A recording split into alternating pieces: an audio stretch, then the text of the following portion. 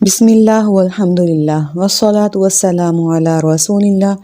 السلام علیکم ورحمۃ اللہ وبرکاتہ۔ آؤ قرآن سیکھیں مختصر اسباق کے ذریعے سے سبق نمبر 3A، جس میں ہم مخارج سیکھیں گے اور مخرج ہوگا فا اور واو کا۔ تجوید کیا ہے؟ قرآن کو مخارج، صفات اور تلاوت کے قواعد کا لحاظ رکھتے ہوئے پڑھنا۔ اور ابھی ہم تجوید کا پہلا ٹاپک مخارج پڑھ رہے ہیں، جو کہ 5 ہیں۔ پہلا مخرج ہے ہونٹ، اور اس سے 4 حرف ادا ہوتے ہیں، ما، با، وا، فا، اور اس کو یاد رکھنے کے لیے ایک جملہ ما، با و فا ہوتی ہے۔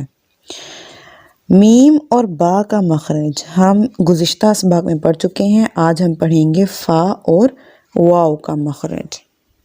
فا کا مخرج یعنی ہم فا کو کیسے پڑھیں گے؟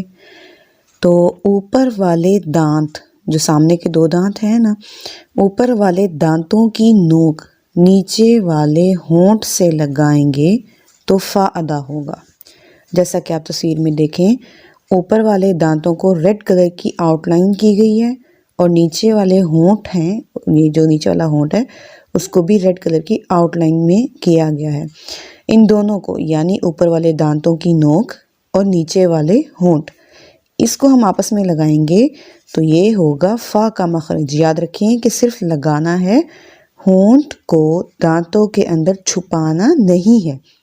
عام طور پر جیسے نارملی ہم اردو زبان میں فا ادا کرتے ہیں، اسی طرح کہ اوپر والے دانتوں کی نوک نیچے والے ہونٹ سے لگتی ہے۔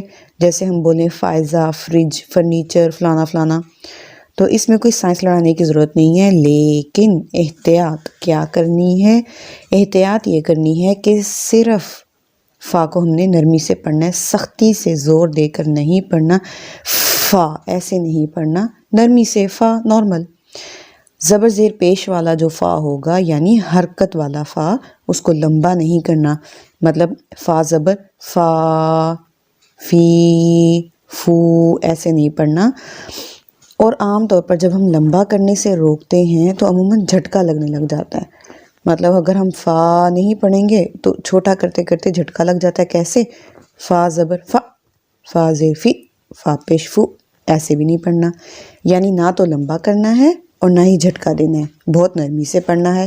جیسے فا زبر فا، فا زیر فی، فا پیش فو، فا فی فو، ٹھیک ہے۔ آگے ہے واو کا مخرج۔ واو کا مخرج کیا ہے؟ دونوں ہونٹوں کو گول کر کے پڑھنا ہے۔ غور کریں، دونوں ہونٹوں کو گول کرنا ہے۔ جیسے ہم انگلش میں واو کہتے ہیں ایسے ہی ہوگا، دونوں ہونٹوں کو گول کرنا ہے۔ احتیاط اس میں یہ کرنی ہے کہ واو پڑھتے ہوئے دانت ہونٹوں سے نہیں لگانے۔ واو کے مخرج میں دانتوں کا تو کوئی کام ہے ہی نہیں، واو صرف اور صرف ہونٹوں سے ادا ہوگا۔ کس طرح؟ جیسے سیٹی بجانے کے لیے دونوں ہونٹوں کو گول کر دیتے ہیں نا، اسی طرح دونوں ہونٹوں کو گول کرنا ہے اور پھر واو پڑھنا ہے، بس۔ اچھا، واو اور فا میں فرق کیا ہے؟ واو اور فا میں فرق یہیں سے ہی آتا ہے کہ واو پڑھتے ہوئے دانت کا تو کوئی کام ہے ہی نہیں، دانت ہونٹوں سے لگیں گے ہی نہیں، ہونٹ پورے گول ہوں گے، جبکہ فا پڑھتے ہوئے دانتوں کی نوک نچلے ہونٹ سے لگتی ہے، ٹھیک ہے۔ واو پڑھنا ہے تو دونوں ہونٹوں کو بالکل گول کر دینا ہے۔ دوسری احتیاط یہ کرنی ہے کہ حرکت والے واو کو لمبا نہیں کرنا، مطلب زبر زیر پیش والے واو کو واو زبر وا ایسے نہیں پڑھنا، واو زیر وی، واو پیش وو ایسے نہیں پڑھنا۔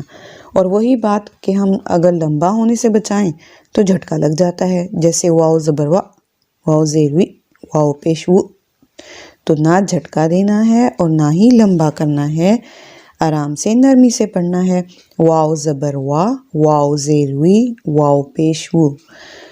تو یہ ہے واو کا مخرج یعنی دونوں ہونٹوں کو گول کرنا، اور فا کا مخرج یعنی اوپر والے دانتوں کو نیچے والے ہونٹ سے لگانا۔ بہت آسان ہے، اس کی آپ مسلسل پریکٹس کریں اپنی عام بول چال میں بھی اور قرآن کا سبق پڑھتے ہوئے ہی۔ آج کے لیے اتنا ہی، ملتے ہیں اگلے سبق میں۔ امید کرتی ہوں کہ یہ کورس آپ کے لیے فائدہ مند ہوگا۔ اللہ پاک ہمارے اس نیک عمل کو قبول فرمائے۔ السلام علیکم ورحمۃ اللہ وبرکاتہ۔